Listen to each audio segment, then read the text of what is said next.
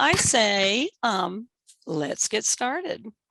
Okay, I want to welcome everyone who is attending Open Mic Poetry event in celebration of Poemtown and National Poetry Month. Poemtown St.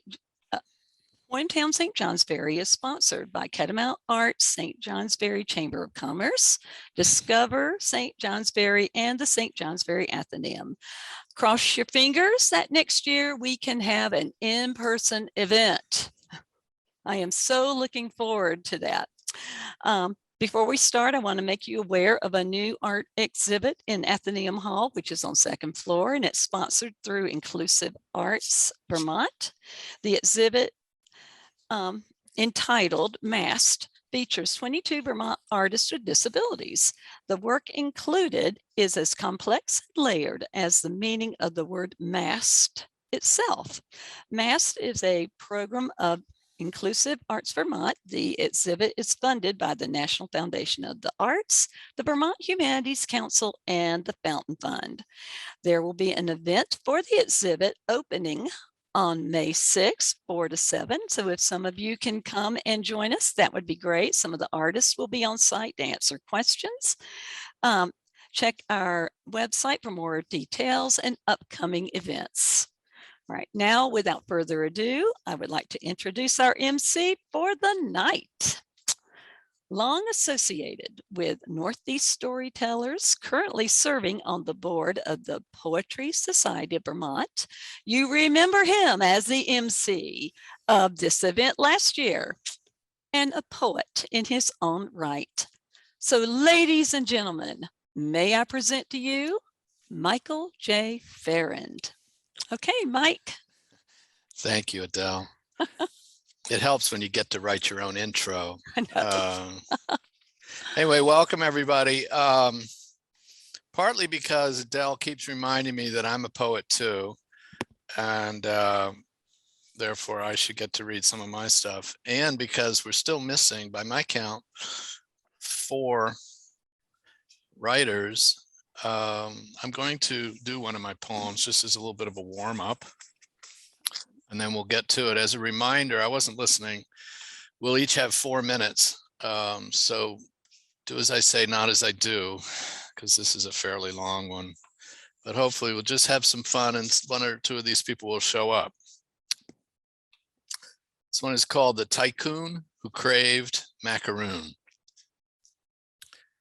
Did you hear the one about the tycoon who had a craving for macaroon? So he chartered a balloon all the way to Cameroon. His brave pilot was no poltroon. He flew them straight through a monsoon where they hit a great typhoon that tossed them into a wide lagoon. There they met a picaroon who shot the pilot with harpoon, leaving the scared and hungry tycoon very much a lonely maroon in his wicker basket cocoon. He could see this was no brigadoon, but still he dreamed of macaroon, so he swam the wide lagoon, 2 pudgy thighs his pontoon. Once ashore he spied a saloon, open long before noon, wherein sat a wild baboon who played a very fine bassoon and wore a purple pantaloon, spitting in his brass spittoon. His lady singer was a loon who sure did know just how to croon. She laid the blues on with a spoon. She made the cross-eyed bouncer swoon. His love for her would be a boon. It meant she could retire soon to live her life out with a goon on a lake somewhere outside Saskatoon. Carousing drunkenly was a platoon on maneuvers from far-off Rangoon, served by bartender Raccoon, who measured shots with a tablespoon. I'll promptly pay you 1 doubloon if you find me a macaroon, declared our still craving tycoon. Thereupon arose a red-nosed walloon, commander of this drunken platoon, who rose to spit in brass spittoon, silencing his fellows from Rangoon. Did you think with 1 doubloon these drunken soldiers you could dragoon just because you craved macaroon? Absolutely, cried our tycoon. At which point the wild baboon struck our friend with his bassoon, crowning him with a brass spittoon to wild cheers from the platoon. Why do you treat me like a buffoon? Cried our bruised and battered tycoon. All I wanted was a macaroon for which I'll pay you 1 doubloon. We'll take your vainly proffered doubloon, proclaim the bar-keeping raccoon, and make a much-needed festoon to be hung in the forenoon from the remnants of your balloon. With this, the wild baboon struck the hand of the tycoon, sending thus his gold doubloon into the very brass spittoon, irretrievable even with teaspoon. Our now penniless tycoon stuck his hand into brass spittoon to grab his only gold doubloon, but like the much-storied baboon, his fist fat with doubloon could not be pulled from the spittoon. While thus detained, the entire platoon labored hard through afternoon to redecorate the saloon with shreds of hot air balloon draped into a bright festoon. Hand still grasping the doubloon, thereby stuck in the spittoon, our most avaricious tycoon was hoisted upward by the baboon, becoming the centerpiece of this festoon, without ever receiving his much craved macaroon. The moral thus for any tycoon who thinks to charter a balloon to satisfy his craving for macaroon, make sure your pilot is a poltroon who steers you clear of any typhoon that might toss you into a lagoon anywhere close to macaroon. All right, did we, thank you for letting me do that. Did we get any more poets arriving? Jim, Ann, Kara, Allison, anybody speak up? All right, so we might. Do we get to make a comment? Yes. I had no idea there were so many rhymes for Bravo. That was wonderful. Thank you, Michael. I wanted to hear somebody croon. Thank you. The aviator's daughter even thought the hot air balloon story was good. So, oh, yeah. I don't aviate. Yeah. Or we'd call you an aviatrix. Yeah, it was only after I got done that I found an entire website where you could just put words ending in OON, and I found thousands more. So I could still be writing this thing, but I had to cut it off. Welcome, everyone. Yeah, with 4 people not showing up, we might have a little bit of squeeze room on our schedule. But as it stands, we'd like you to stick to 4 minutes. Whatever you want to read is fine. And unless we hear from Jim Barrett, last call, Jim Barrett. Florence, would you like to lead us off? I would love to. Okay. And it's serious. Well,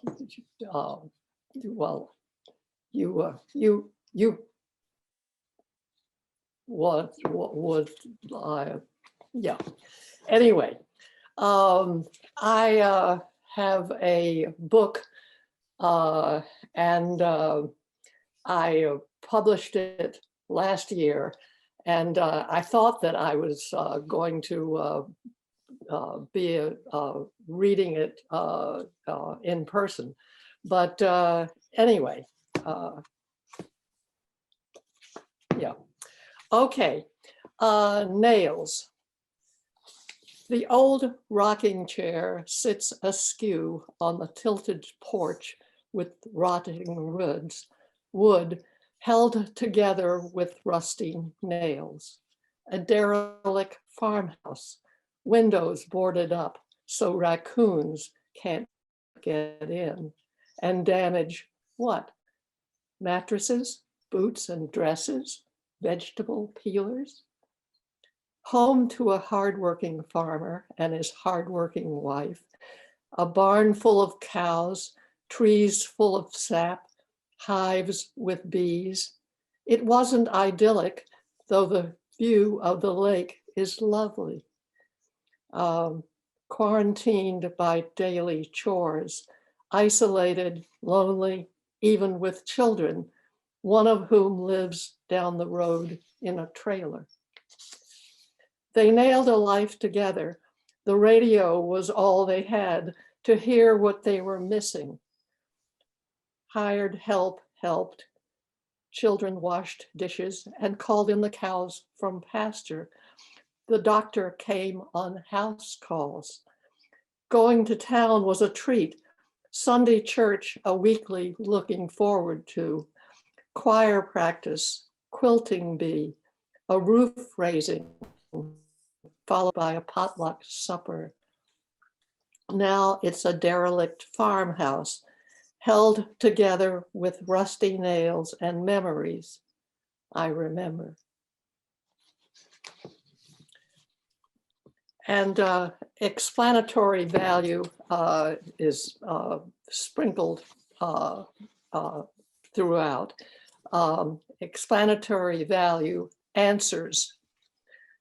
A heron leaves the lake to land in a fresh-mown olive grove, answering a need that I don't understand, knowing what I do of heron food and heron love.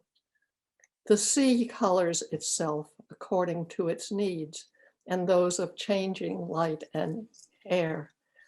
My questions are as ill-formed as storm clouds, the answers raining everywhere.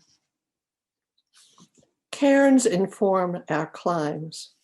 A road cut opens a geology book. Signs of evolution, time's slow hands. Nature's silently explaining, heart at work. And my favorite, it's the last poem in the book. Someday give a day. Someday give a day. Go back and sit on the dock in September, off season, stepping into a diorama where the wind has stopped working and the light has lit the air and lake alike. Your breath will seem an intrusion. The glassy stillness will be beyond reflection. This is where the heart goes to learn to accept the settled look of death and regrets the fish that breaks the surface. Thank you. All right. Thank you, Florence. Yes, and as Florence has done, if you have a book you want to show off, please do. Also, please go ahead and give us your name and where you're zooming in from. And speaking of zooming in from places, I don't know if Adele mentioned the Inclusive Arts Vermont exhibit, which is where I'm now sitting. And if you wondered, behind me is the Masks and Brush Strokes piece by Dominic John Gabrielson, which it's oil, acrylic, and paper mache. He did it in 2021. I like to think of these as the souls of poets past, where we should all aspire to be one day, hung up in the Athenaeum. Well, that would make it very inclusive, that exhibit. All right, so moving right along. Thank you, Florence. We're going to move on to Bill. Bill, you want to let us know where you're zooming in from and let us know about any projects you got going on? Hi, Mike. Thanks. This is Bill Graham from Stowe, and I'll be reading 4 short poems from my latest collection, Scattered Seeds, which is my 16th volume, all of which are available in Kindle and paperback on Amazon. The first 2 poems I'm going to read were inspired by a recent trip my wife and I took to Colombia, which is a wonderful country.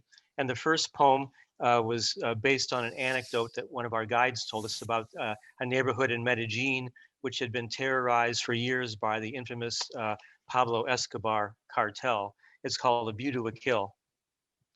The site wasn't chosen at random. Dozens of neighbors had a clear view of the concrete soccer field in the hillside barrio of Medellin, the city of eternal spring. Men with guns marched 3 young boys into the center of the pitch, cracked and blazing under the Colombian sun. Their parents had refused to store weapons in their home. The price for refusal was seeing their legacy ended. Hundreds of eyes peered from the shadows as the guns were raised. In the distance, someone heard smothered cries of anguish. Shots exploded. 3 bodies fell. No one was brave enough to go and retrieve the riddled corpses. When the next knock came, they would not refuse to open the door. The next poem is also inspired by a trip to the same trip to Colombia. This is a bit lighter in tone. It was inspired by a scene in the Caribbean town of Cartagena. It's called Umbrella Lane. They first met under the multicolored umbrellas that hung on wires over a narrow street in the old town of Cartagena. That was where he first saw her blue eyes, whose brilliance exploded with light as from a constellation of stars. That was when he first touched her tanned skin, smooth as finely polished marble. That was where the light danced through the umbrellas, playfully moving over her smiling face. That was where she sensually licked a bead of sweat from his cheek with her tongue. That was where they found shade from the uncompromising Caribbean sun. That was where they swayed at each other's arms to the salsa beat, entwined like vines. Now the sounds of salsa are a little harder for them to hear. Now the light that filters through the umbrellas has dimmed. But they still meet every day under the colorful umbrellas, stooped in body, cooled by time, yet the touch of each other's fingers ignites the searing beat of love. And the next two poems, short poems, were inspired where I was asked to contribute 2 poems about homelessness to a photographic exhibit in Salt Lake City to accompany the photographs of homeless people around Salt Lake City to raise awareness of the problem in that particular city. The first one is called Heartless. I was digging through a garbage can in the rain. I found a discarded Christmas card, which had a pretty picture and words that mentioned a heart and a home.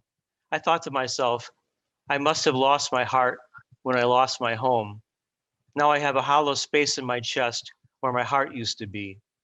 Just like I have an empty pocket where my house keys used to jingle. I found little abuse in the bin, so I moved on. Keep moving to keep warm, I tell myself.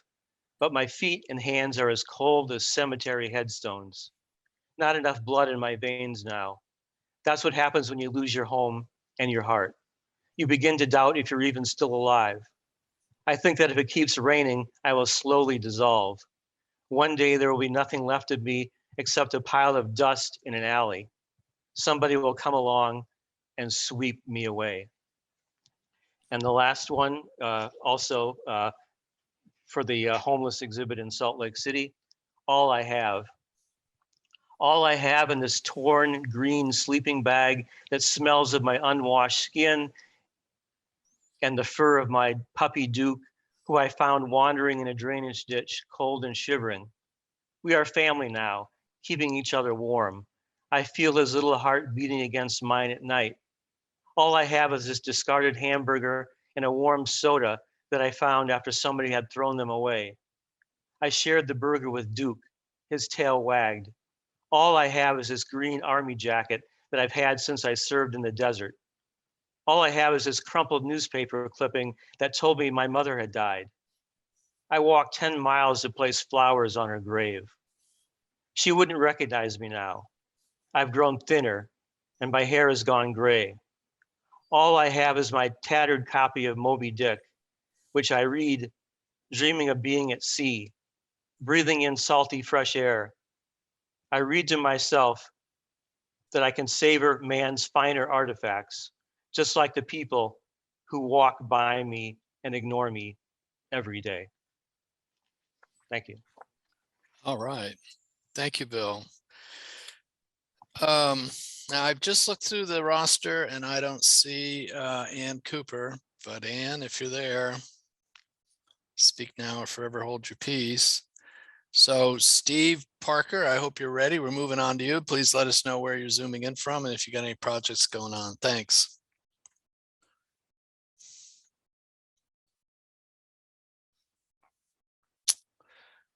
You might be muted, Steve. Yeah, you are. He is. There you go. It's unmuted now. All right. Yeah. So I'm in Danville and I'm ready to go. 23 years ago, I was part of a healing group for a fine young man in our community, Curtis Vance, who had ALS. He was faithfully cared for by his family and his beloved girlfriend, Heidi Erdmann. In the course of the healing group, I wrote poems for Curtis and Heidi and the family during Kurt's illness. I've chosen tonight to read the one for Heidi. Two voices speak in the poem. One is Heidi and the other is a friend, and I'll let you know who's who. The title of the poem is A Song at Dusk, and this is Heidi. Boyfriends are not trophies to be shown upon a shelf or worn as emblems captured to enlarge a weakened sense of self, or traded in when they get sick for one's imperfect health. In the places where our souls touch, we see our full dimensions, who we are and all we yearn to be. In him, there are the eyes that have the gift to see what must be seen in me to be alive. In moving toward this image shown, all pretense and all separation melts. That's what matters, nothing else. And this is a friend. All she had to do was wave goodbye. A squeeze of hand, a sad regret displayed. All she had to do was leave, and yet she stayed. Not as helpless beauty, ornament to be admired and comforted by all, but as one who knows the primacy of love above all things, and sets to work in giving it the throne that rules her life, and while she's working, sings. Receiving every form of gift that's offered, sorting good from ill, she welcomes all who come and keeps the center still.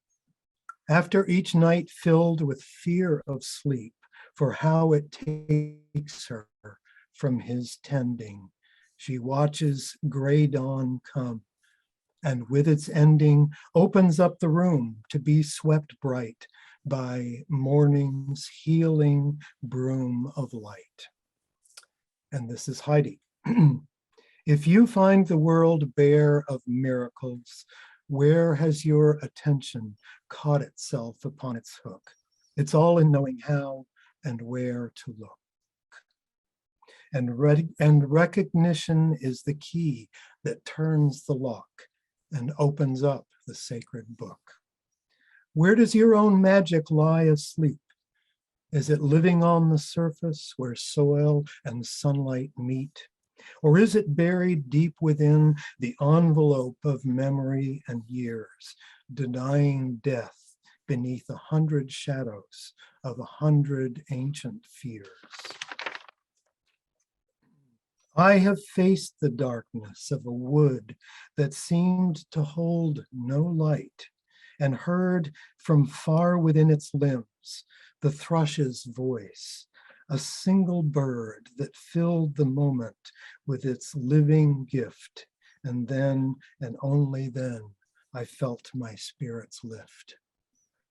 We walk with death each day if we are wise. It shows to us the borders and the contours of our lives and what varied treasures lie within. Then it walks away a while, and in the space that's earned, we live. But when it has returned, it looks at us and asks, what have you really seen? What have you loved? What have you learned? All right. Thank you, Steve.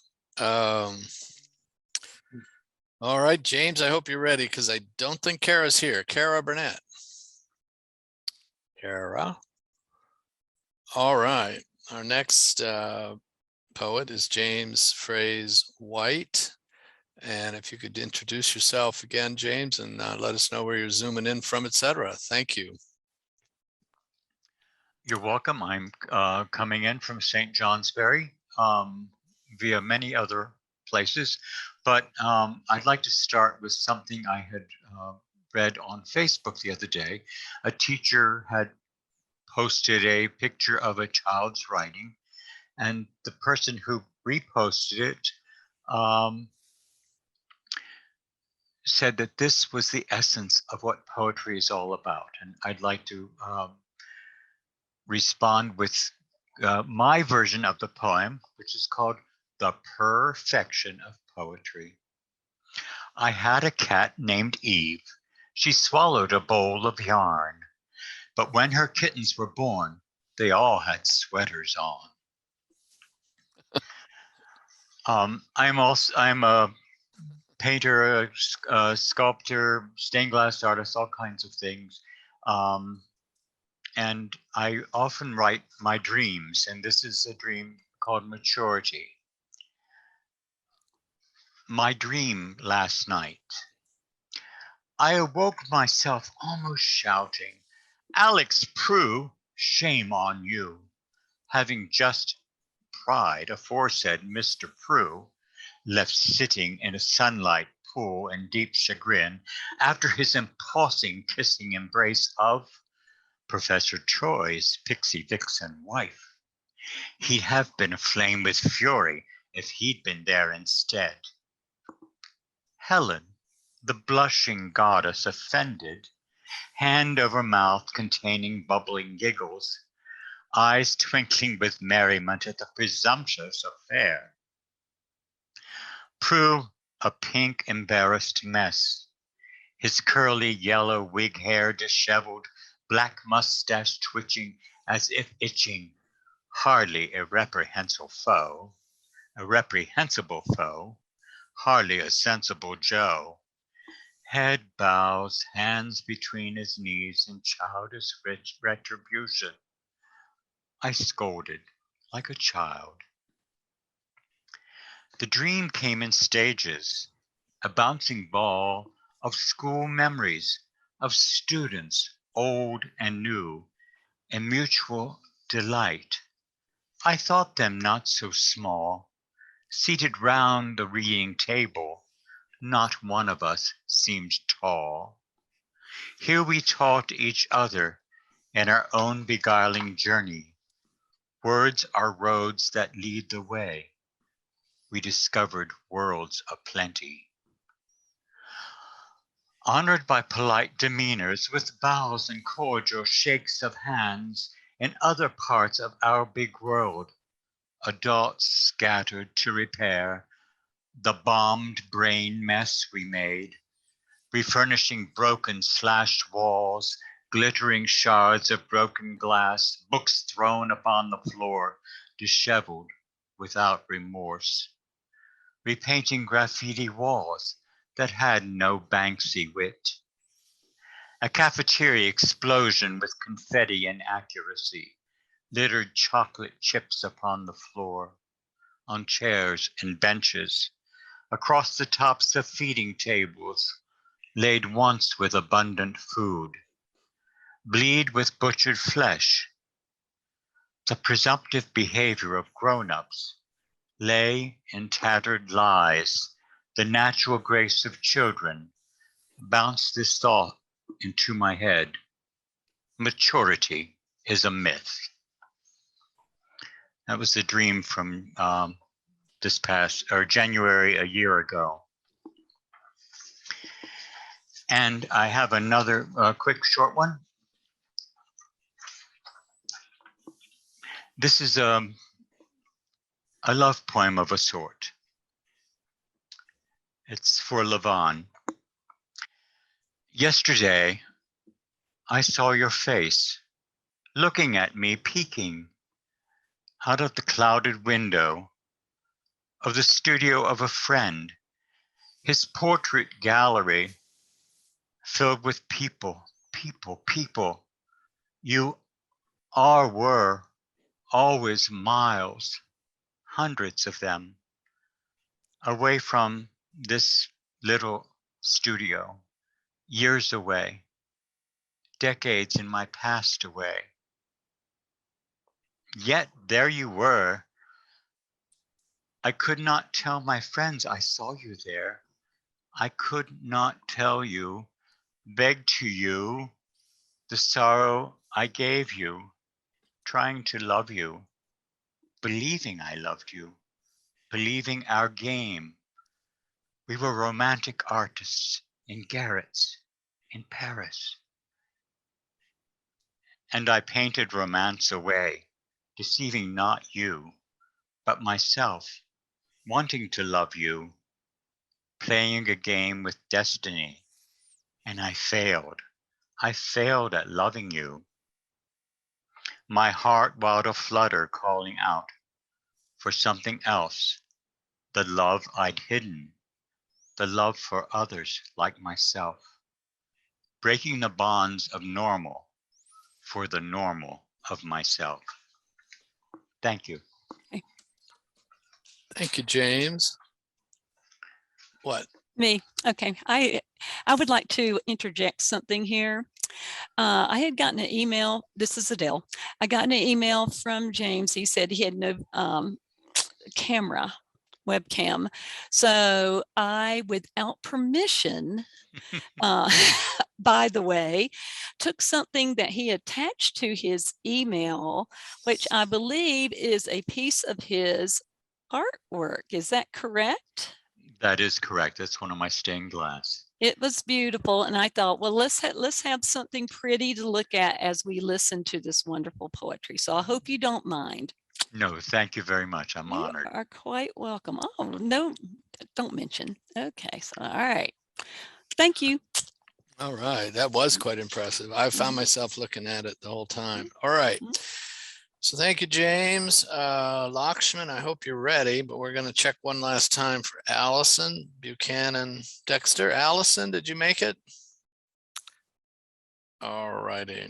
We're going to move on then to Lakshman Balusu. Would you go ahead and introduce yourself and let us know where you're zooming in from, sir? Thank you. Hi, good day, everybody. This is Lakshman Bulsu calling in from Princeton, New Jersey. I shall be reading from my latest book, Love Seen or Unseen, 3 small poems, and then one poem on Whitman, Walt Whitman, in honor of National Poetry Month.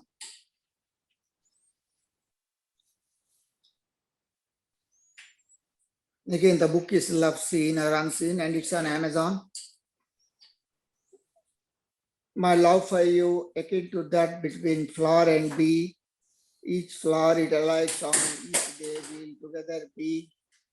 No hellos, welcomes, or thank yous, no I love yous. It all happening as if preordained to be. Doused in our love, we start to see the sun, moon, and stars serenaded around us with rays that become beacon ways. With twinkles that dazzle as sparkles, and an openness like that of marvels, no language barriers or tangle, only contextual sign language. Each and every tilt of us breaking the silence that hints us of a new angle, like the position of stars changing radiance with the unnoticeable moves of the earth. It's a life of love and more, with feelings turned into longings to the core, too hard to enumerate. I can only reciprocate. Actually, the poem has a lot of more stanzas, but I chose to read the very first 5. The second piece is about 16 or 15 lines. The series of my dreams. If I can see a crescent of love in your eyes that glows into a full moon, if a love is so rare, no need to invite me to love you a second time. So deep, no other word deeper. So strong, it won't break like glass. So soft, like white light falling.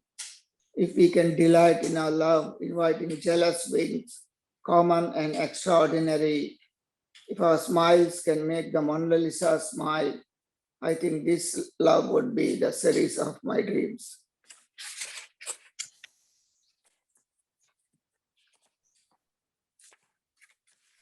And the third one is very short. Beats of love that flower in your brain, a hallowed star, resplendent day and night. Those tilted smiles defy gravity. Those heartbeats in me are reverberating heart rhythms only reciprocating lovebirds can hear, unpretentious. I shall serenade you with a garland of my arms around you. I shall serenade you with a garland of my arms around you. The last one is in honor of Walt Whitman. It's titled, "Oh Whitman." In 1819, when you first saw the light of the day, Long Island got a son and America a boon. You bore in your heart the tree of the United States. Its roots sprouted the leaves of grass.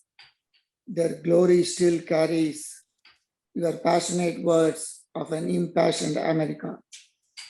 Spring wore a softer hue when lilacs last in dooryard bloomed. Each spring repeats itself to hold the color. The east and west sing your glory in a symphony. The harmonic numbers flow in rhapsody when I hear America singing the song of your songs. As I tread the West Hills, your words in once I pass through a populous city render a song of myself. It echoes itself in the labyrinth of my heart, the great audience for a great poet. Thank you. Thank you, Lakshman. All right, we've now reached the halfway point, and Adele and I thought it might be good to open it up for announcements, poetry related. And before we start, I thought, as everybody's showing off his books, Until We Learn to Rise, it's also available on Amazon, hard copy and ebooks. It's very short poems in here, nothing like the tycoon narrative. But I wanted to warn you, there's only 2 copies of this left down at the bookstore in St. Johnsbury, because one person purchased one. It started out with 3, now there's 2. So it's just good to know that at least one person in Caledonia County now knows truth. Anyway, so does anybody else have any announcements related to poetry? I'm sure we have a few for Poetry Month. Is that right, Adele?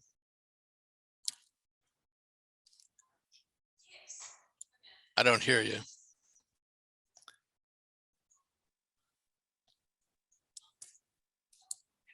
You've Here got we go. every. Oh, okay. I tell you what, why don't we let someone else go for the moment? I have something that I do want to announce, but I have to go get the poster because I don't have all the details. All right. I have to go to the elevator a moment. So I'll be right back. So you Mike, go ahead and make an announcement. All right. Mike, Yes. I have a small question. Yes. Did I unmute myself while reading? You were unmuted when you read. Okay, thank you. And this will give everybody else time to sort out whatever announcements you think might be helpful. And from here on out, we don't have any absences, so we're moving straight down the list. And that means Ralph Culver, you're up. Hi, everybody. Hey, Ralph. Can you all hear me? Okay. Yes, I hear you. All right. Well, normally I would be checking in from South Burlington, but I'm actually in State College, Pennsylvania. But we can pretend I'm in South Burlington if that makes people feel more comfortable. And I have a new book out. It's called A Passable Man. It's from Mad Hat Press. And I will put a link, bookshop link to the book in the chat. And a number of the poems in the book have Vermont associations or settings, of course, but I thought I'd read the one that's sort of the most flagrantly anti-Frostian. This is called A Go at the Lifting Stone, and it has an epigraph from Fred Pitkin's History of Marshfield, Vermont, which was published in 1947, and which will sort of go some distance to explaining what the lifting stone is. For many years, a nearly round granite stone about 2 feet in diameter sat at the easterly corner of the front steps of the store now owned by Frank E. Brown. Few men in the town could lift it off the ground. A go at the lifting stone. The hands, arms, shoulders, and back consult briefly. A new challenge of some dimension, of serious intent. Promise heaves in the brain. This is our provincial glory. The bet down, budget, and you won't have to buy your own beer for a week. You think, in a sense, your future lies bearing its secret under the stone, the days breaking in your favor or not, an equation of space, its possibilities, conjuncting with the flesh and its limitations, all borne up forever on the skin of the earth, a place that seems suddenly new and somehow getting younger by the minute until you have the confirmation you seek. By God, you are about to learn something, this being your sole duty. And you learn something, sure enough. Next day, when the usual warriors clap you on the armored brace, your lips roll back like a dog's, the bloody thing having not given an inch. The sudden multitude of flea-like urgencies in your ankle you would rather die than bend to attend to. Closing your eyes to this, and the uncompromising grins stretched across the faces of these yahoos, buying you beer after beer after beer. Thanks. Thanks, Ralph. All right. Well done, sir. And now, Adele, would you like to make an announcement? Yes, and it'll be very, very short. Some of you are aware of this. If you participated in the Poemtown Poetry Around Town, the ending event is going to be next Saturday, April 30th, at Arkport, which is, I guess, in the old Green Mountain Mall. I haven't been myself. Maybe some of you have. The Myra Flynn Band is going to be there, and the special guest Reuben Jackson is going to be there as well. He is also, many of you may know that the very first few weeks of April, there were forms out where people could make phrases using a word bank. And then on the 15th, they collected those forms, and Mr. Jackson is taking those phrases from community folks and weaving them together into a poem. I'll be curious to see if he used one of my phrases. So if anyone is free, I'm sure some of you will be attending if you did participate, as I said, in the poems posted around town. And I just wanted to make you aware that this is a free event and is a great way to end our Poemtown St. Johnsbury. Thank you. Thanks. I'm done. Thanks, Adele. Does anybody else have an announcement for the good of poetry this month? Anybody? I have. Yes, Lakshman. I'm in Princeton, and the Princeton Public Library is hosting a local author day, and I have been selected to participate in it, where I will be selling my poetry books. Of course, it's in Princeton, New Jersey, far from Vermont. So I just wanted to announce. It's on May 6th and 7th from 2 to 4 p.m. All right. Thank you. All righty. Anybody else? Thank you for that, Lakshman. Ralph. And now we have at least 3 PSOV members in a row, I just noticed, and I believe Scudder too. So I think we're going to round out with Poetry Society of Vermont members. I think Ralph's a member too, so I got to be real careful here. Maybe it's 5. All right, Marta, are you ready? You may need to unmute yourself.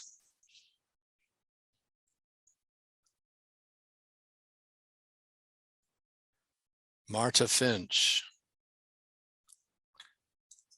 I better make sure she's even I here. was hitting the little thing on my window instead of the thing down below. Sorry, everybody. All right.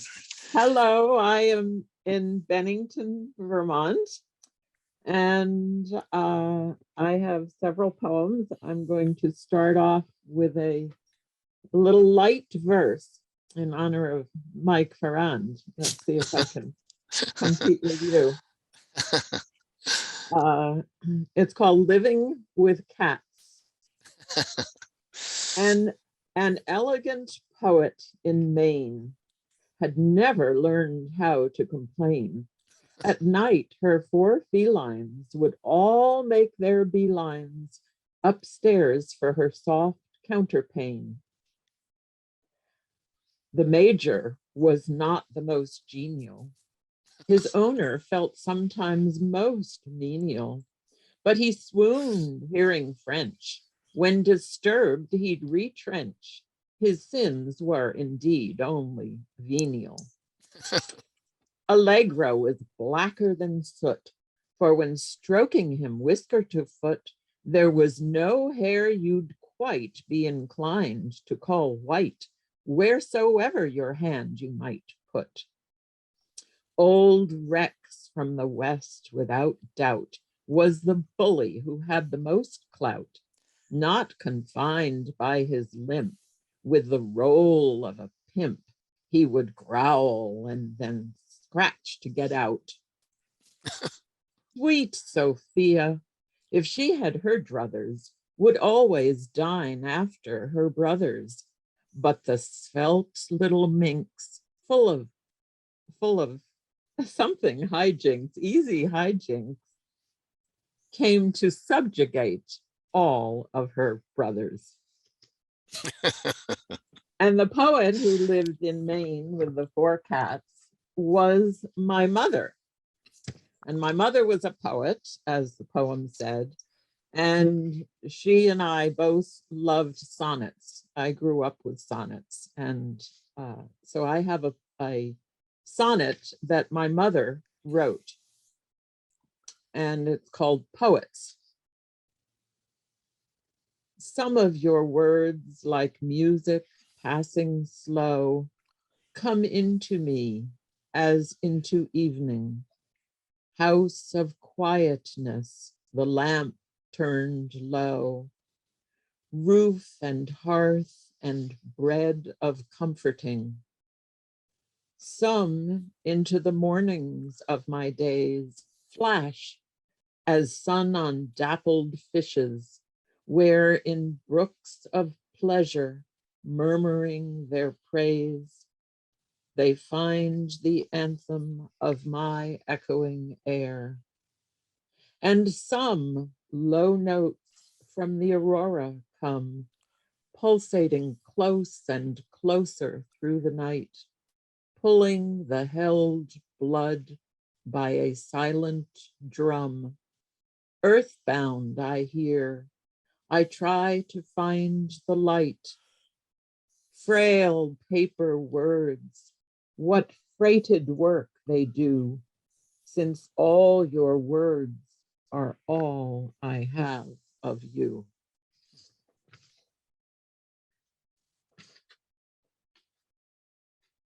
And I'll finish up with another sonnet, my own, called Industry. Perfection's been achieved. With our machines, what once was made by hand, a bit askew, the crooked stool, the candlestick that leans, can be in massive quantities made true. The pure white cotton shirt stays wrinkle-free, with all its surface blemishes effaced. Products with whose lifetime guarantee are purchased polyethylene encased. It's said that in the Orient, hand-tied tribal rugs by design were flawed. The gaps would let the demons out. A lofty guide, but not for us, victims of our own traps, stuck in a world of goods that can't allow loopholes for escaping evil now. All right. That's it. Thank you, Marta. Well done. All right. Now we've got George Longenecker. If you could just let us know where you're zooming in from, George, and if you got any projects going on. Thanks. Yes, I'm coming to you from Middlesex. Projects, just attending all those National Poetry Month events. Here's my book, Star Route. The first one's from that. It starts with an epigraph by Paul Celan, "A harder time is coming." Raw crude. They hunt around a fire beneath the bridge. Hazy faces lit in its glow, like a painting by Van Gogh. Beds of cardboard and shredded blankets. By the off-ramp, a woman with a baby holds out her hat. A good day, 2 5s and a 10 before noon, when she hides behind a hedge to nurse. On Refugio Beach, near Highway 1, the pipeline from an oil platform bursts. Raw crude gushes onto sand and into Santa Barbara Channel. Some nights we'd lie there on a beach blanket. After dark, people with nowhere else to go would sneak into the park to sleep. One night we gave away our wine and cheese, but it's never enough to hand out scraps, to mop up oil after the pipe has burst, to toss a few coins in a hat, to bathe a dying pelican in detergent. Maybe there's no apocalypse, just the end of another empire fueled by raw crude. Toss another denarius in a mother's hat, mop up your spills, and keep on eating.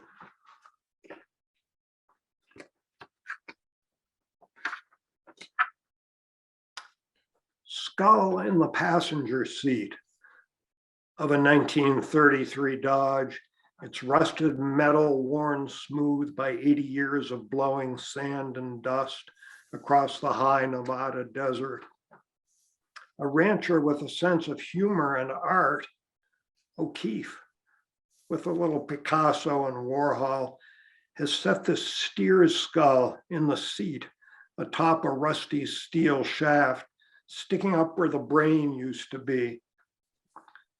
The steer stares east, at least as well as a steer can stare with only eye sockets and no brain. Stares out across the village of Baker and east to the Great Basin of Utah. Tourists on their way to a national park stop to take photos of this macabre desert traveler, a steer with no legs or hooves in a car with no wheels. Maybe we're fascinated because it's so stark, like the high desert, or maybe it's because we'll be there someday, our own bleached skeletons in silent cars rusting into desert, prickly pear cacti poking through where once there were wheels that could speed us anywhere, skull sockets where there were once eyes that could see snow on mountains high above this desert. Devoid of ideas. I have nothing to write about today, but maybe I could write about a rose, though really roses are maudlin cliches. Perhaps our rose that bloomed in November, or about deer that ate our roses and thorns in a deer's tongue. Maybe I could write about the glue that holds a poem together, but that's a craft essay. Besides, glue is made from dead animals, and I'm a vegetarian, so this poem has no glue. Well, I could write about you, how you've always been my muse, how you save roses and dry their petals, how you're the glue that holds us together. But maybe it's time to stop writing, time to pick you a bouquet of cliches. All Thank right. you. Thank you, George. Very well done. Now for Marshall Witten. If you could just introduce yourself, let us know where you're coming in from and what you got going on, Marshall. Hi, I'm Marshall Witten. I'm coming to you from Shaftesbury, Vermont. And my latest effort is a book, My Mind's Eye, which with art, the art cover and art in the interior by my wife, Elaine. So it's a collaborative family project. And I'll get started.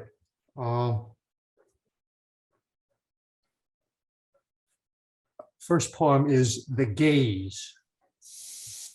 December dark, no moon or light, airing my dog Charlie for the night. Woods surround us, palpable darkness pervades a deep silence, no wind whispers. Slowly I sweep the scene with my strong headlamp, startled by two bright yellow eyes, reflected, ambiguous gaze. They don't move when I look away, but linger unafraid. I deem them wild and wary. The blackness blends the line between ground and trees, so I can't gauge their height precisely in this area where I've seen deer, fox, and bear. We hold each other with our stare, the void between us pregnant, charged. Then Charlie barks and breaks the spell. Without a sound, the gaze dissolves. I feel a loss that lingers still. Between. Time can feel frozen, paused, like the second hand's jerky hesitation, flanked by now and next. That space between thought and action, when an inner sense warns you not to do it, and the agonized wish you could retract it. The impact of the damage when what you knew would happen happens. The wish to take it back, a do-over, a clock reset.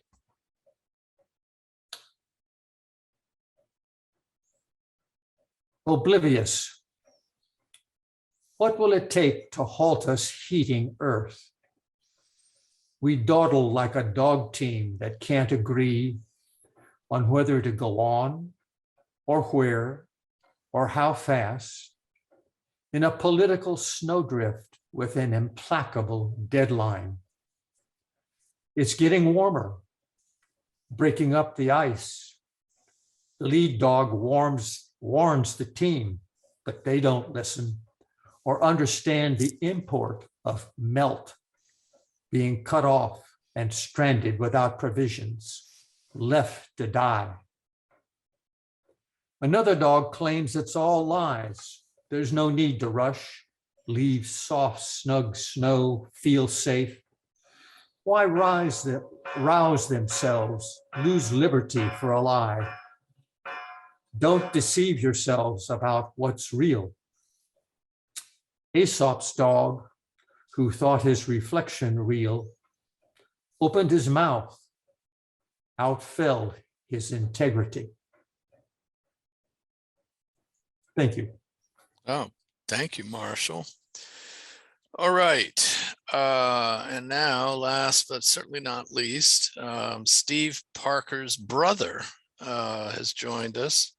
Scudder, would you like to introduce yourself? Tell us where you're zooming in from, etc. Thank you.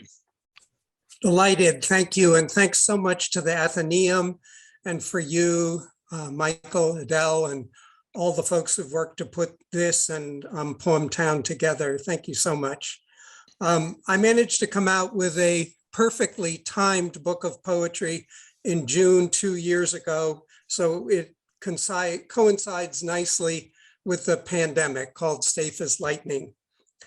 And I'm going to read from a couple of poems that I've written since then. Hopefully, if this one comes out, it won't trigger another pandemic. This first poem is called Arthur.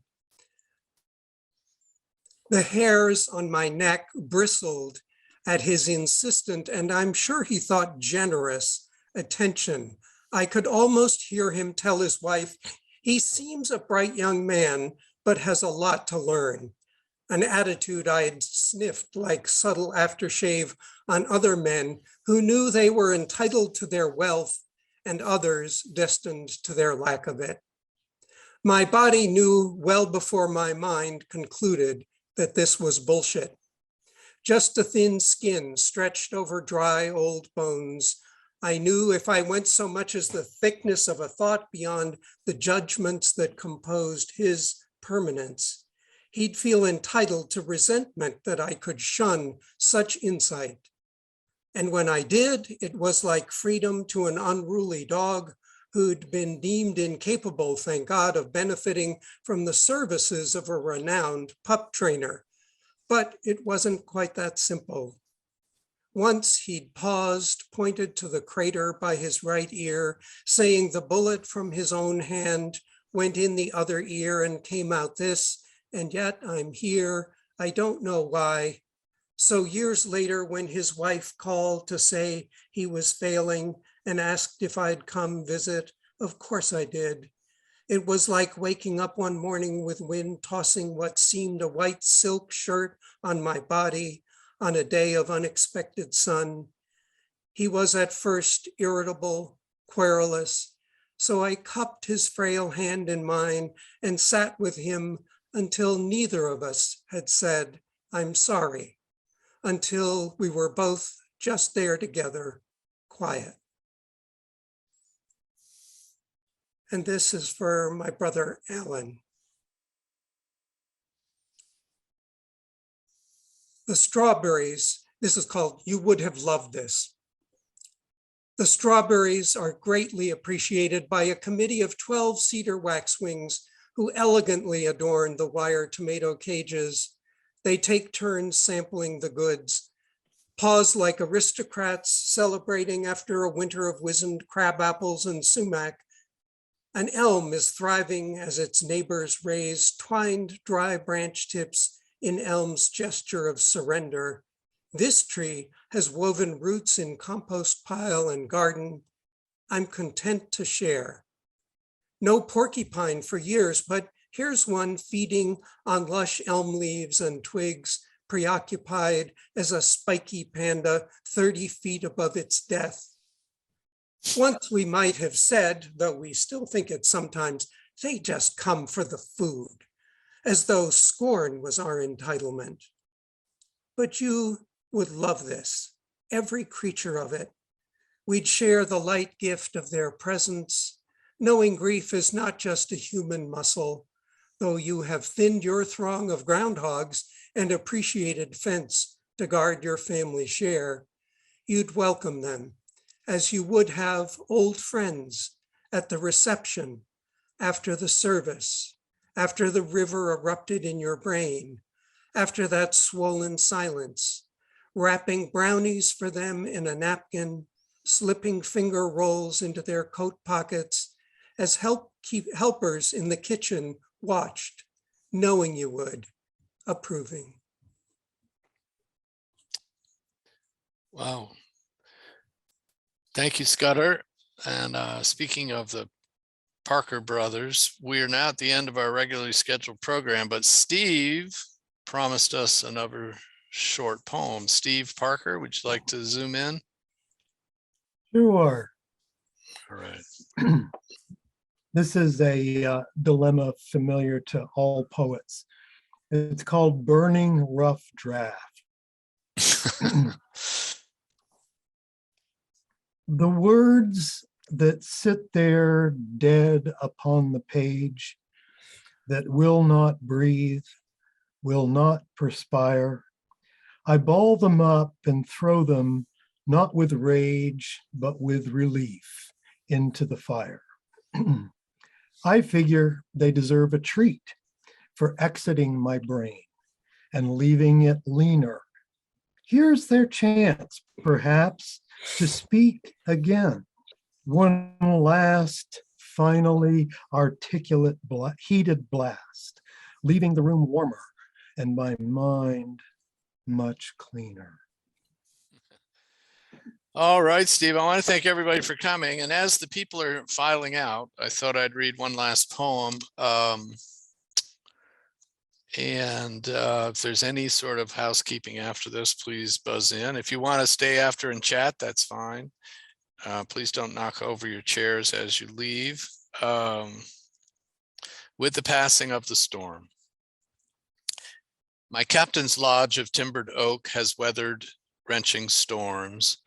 To vicissitude it plays the cloak, my wintered heart it warms. A sailor retired from the sea gathered wood from broken boats. He built this house over the sea with everything that floats. Here above the bay I rest in this captain's cabin crate, removed from raging fiery tempests, but still exposed to fate. In reverie I'm nodding off, my palpitation slows. The light within me dusk shuts off, the languor in me grows. The cat plays mouse upon the rug as tired in me turns snooze. Both of us safe and snug, targets for the muse. Deep we tumble into night, pet with master lost in slumber. All is quiet, the hatch is tight, as sky once red turns umber. The crash that wakes me is a tree, it splinters what was home. What crashes in upon the tree is sea with all its foam. How I miss the cat's meow, where was I for his warnings? It so little matters now, our shack has lost its moorings. We now float as it once did, in pieces not in whole. We float like that old seaman did, fearing for his soul. Atop the waves we bob like cork till nested by a tree. Against nature now some torque, though from her clutch not free. Just this oak up from the ground, what saves us from the deep. It keeps us safe from being drowned, we drift back off to sleep. We're waked again by the smash of waves that crash the shore. There we're battered by the trash that floats, a box, a chair, a door. I raise my head and peer about, admiring your destruction. I wonder not what it's about, as muse you play induction. A life all flat, serene, and tranquil, devoid of agitation. Finds no purpose for the quill, no drive for art's creation. At each angle from this log, most everywhere I look, I spy an entry in my log, a new page from my book. So go you will, your fuel well spent, in your way to be generous. At St. Pete's do not repent. By taking, you've been generous. All right, thank you all again. I don't know if Adele has any closing comments. Yes, I just have a couple things. I wanted to thank you again for participating in this open mic poetry event. It has been another yet wonderful evening. Thank you for all your contributions. I did see in the chat that one or two people did inquire as to the recording of this event. As soon as it is edited and compiled, I will be sending everybody a link, and you can connect through that way. It will it'll probably be sometime next week. It won't be immediate because we have to do a little bit of editing, okay? But other than that, thank you very much. And hopefully cross your fingers for in person next year, if that's what we want to do. Okay. Thank you. Thank you all. All right, Thank thanks, you. everyone. Thanks, Thanks, Adele. Okay. Thanks, All right. everybody. Thanks, Okay, everybody, for showing up. Yes. And thank you, Mike, for another wonderful Thank you MC job. very much. I want to thank Steve Parker's technical assistant for making all this possible. If you'd like to file an application with the Athenaeum, we might use you for some of these special events. Oh, look, Steve Cahill showed up out of nowhere. Have you been there the whole time, Steve? I've been in hiding. Yes, I have. Okay, banished to the basement as always. I love it that you brought all your friends that I see there behind you. Oh, let him read something. Come on, Steve. Steve, the cry has gone up, Steve. Ah,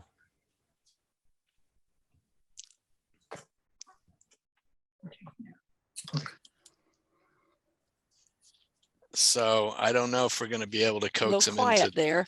Yeah. All right. That was a good idea, James. Maybe you could, I don't know how we'll do it. We don't have an electrode attached to his toes or anything. So, Mike, thanks very much. Sorry to be late. Thank you, Adele. Had You're another welcome. wonderful event. Thank you. thanks for showing up, Steve. Say hello to Judy. I will.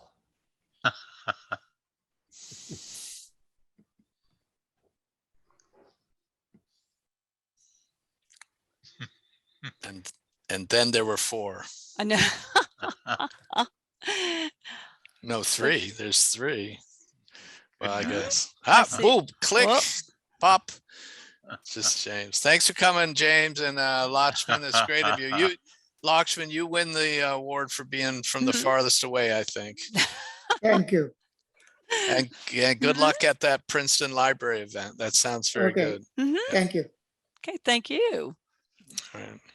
Okay, well, I think it's just the 3 of us. Well, I don't know if James, did you want to tap dance for us, James, or something? Nope. No. Oh, he guess left. not. All right, let's end this.